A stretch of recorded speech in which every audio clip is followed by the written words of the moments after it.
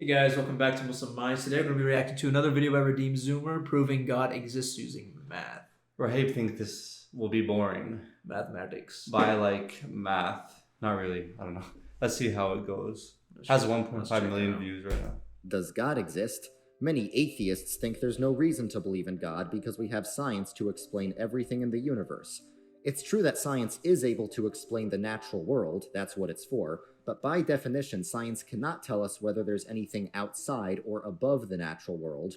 In other words, whether there's anything supernatural. Generally, when people speak of God, they mean a supernatural, all-knowing mind who is everywhere and can do anything. So what is math, and what does it have to do with God?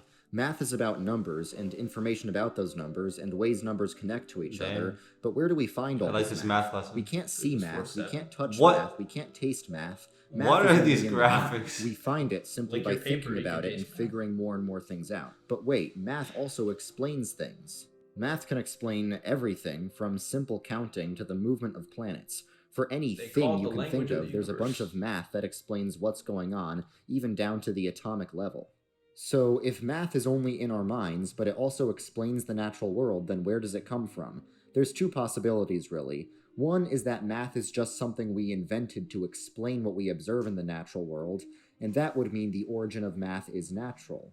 But the other possibility is that math is already there because it controls the universe, and we've discovered it, and if that's true, then the origin of math is supernatural. Here's why the latter option is correct. Math contains infinite... makes sense, because math already existed. It's in the laws of the universe. It's more kind of like a discovery. Like, so, you know... I think the way we use math is like kind of invented, because... Yeah.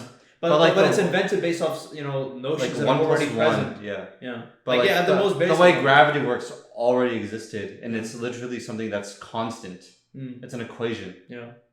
We've identified something and we're using it as a measurement. So we've identified laws of math. Yeah, like the orbits of the planets. It's it's an equation. You can track it. Yeah. You can measure it. Like the speed at which you're moving your arms can be calculated using math.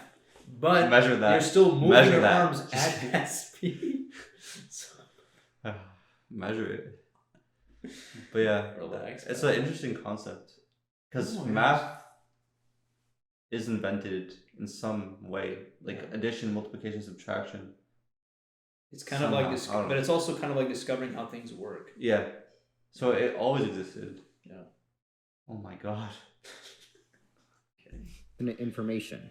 There's an infinite number of numbers, each with their own individual properties, and there's an infinite number of numbers in between any two numbers.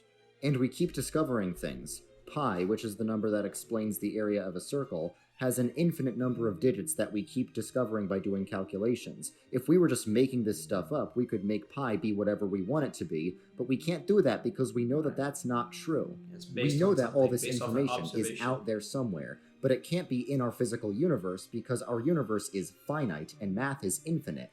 That means math contains every possible combination of numbers, and if we use numbers as code for letters, then math contains every possible combination of letters as well. That means every book that has ever been written already exists encoded in math. It's like those memes, people start crying whenever letters have been introduced into math. But I don't get this. Every possible book in existence exists. I don't get this point. What? Every possible book in existence already exists in math, because math has all of the numbers. Because what he's saying is that math entails also it encompasses all possibilities. Possibilities is also one fundamental aspect of math. So one other thing that also takes into account is the arrangement of letters and the amount of possibilities those letters have, or they call it probability. Okay. So that also, like, technically, like Shakespeare, you know, that math already existed. Like, that array of letters has already existed. Is what he's saying. Okay. Yeah. Somewhere. In fact, every book that possibly could be written already exists in math.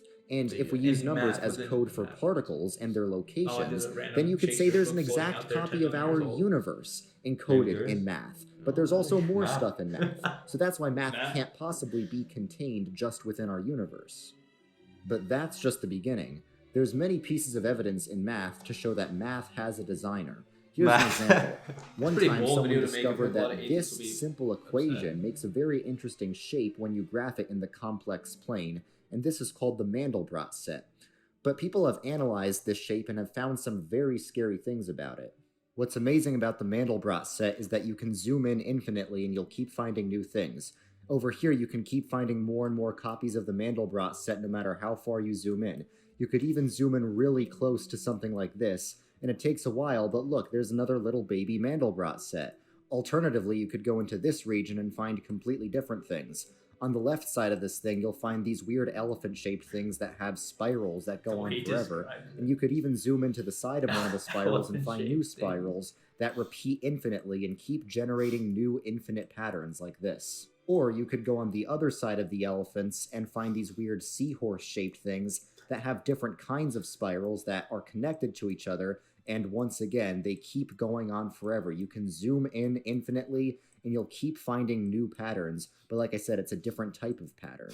Seriously, anytime you explore the Mandelbrot set, you can find brand new things, I might need to possibly rewatch things this, that 'cause I didn't no know human exactly has... what this thing is, Mandelbrot set. Like, what is the point of it? I It's think just we're like talking about how it's infinite. an organism that if you keep measuring, like, I understand it, but like, what is it? Is it from like an organism, like a life force? I don't know. Not exactly sure. Ever seen before, because like I said, there is infinite complexity and infinite information in this one shape. Set. That's why this little shape is so scary. We did not invent this because we discovered it by accident, but we did not discover it in our universe. It has infinite complexity, so it can't possibly be in our universe because the universe doesn't have infinites. We discovered it just by calculating it. So where the heck did this thing come from? Basic common sense says that someone designed this, but no human designed it. Like we said, math only exists in the mind, so its origin must also be a mind. Math contains infinite information, so this mind must be all-knowing. Math controls the universe, so this mind must also be all-powerful. And math is beyond and outside of our natural world, so this mind must be supernatural. And we have just described God.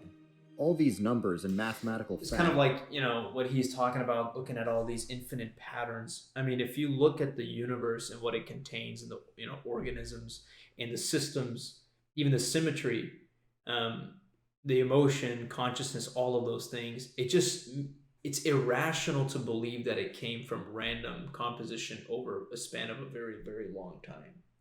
Because we know that, even something basic like, my glasses, no matter how many billions of years pass, particles will not collide and just form these kind of glasses. But then something infinitely more complex than this, it just exists, like human beings or elephants. The earth itself. The an systems.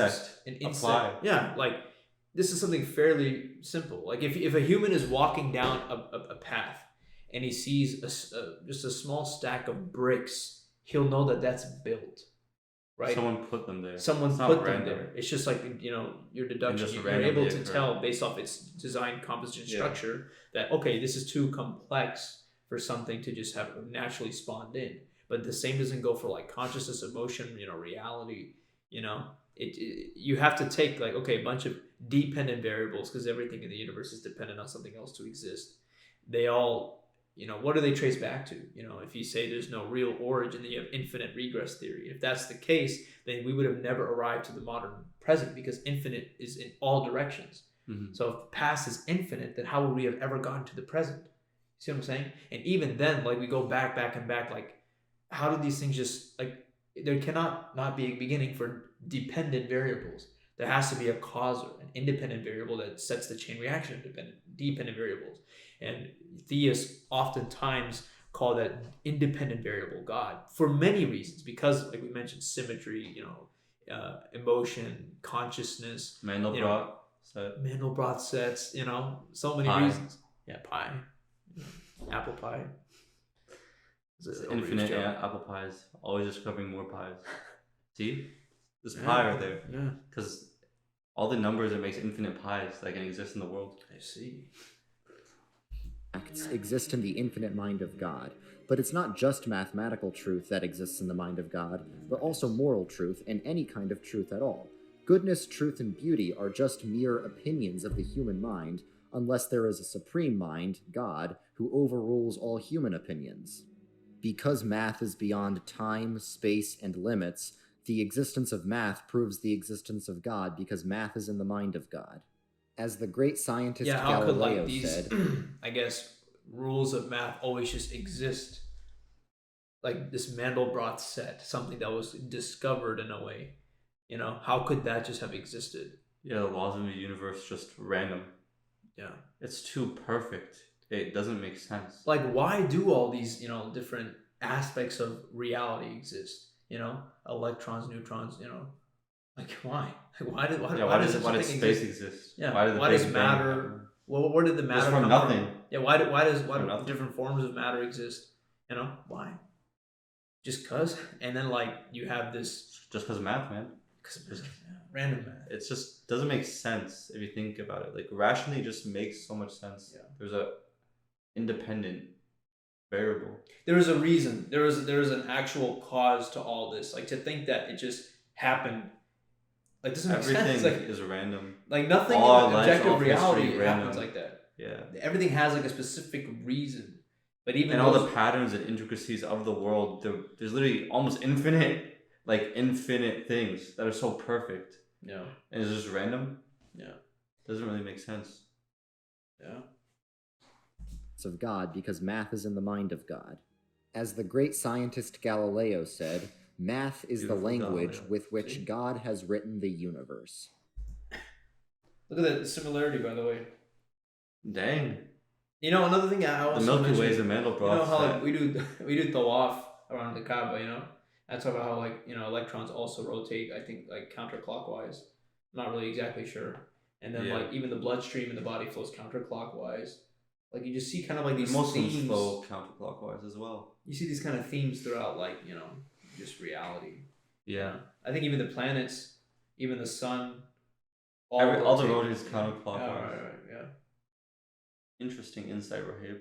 I know Down that to too, the- but I down don't know to I don't know what Look, the thing- connection is. But the thing that's interesting is down to the molecular level to celestial objects that are rotating. But what does Allah call tawaf?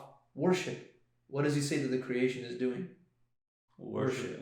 What's a form mechanism? That's of worship? that's actually a good point because we go counterclockwise as a worship. That's impossible to know every single thing.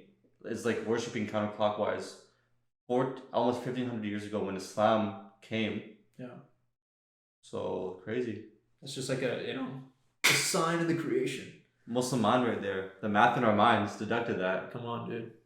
That was a really good video though, explaining the existence of God in a way, like if you don't believe this, like drop in the comments below because I'm interested to see like what you think. Oh, I'm sure some people have a feel 'Cause, for like, this video.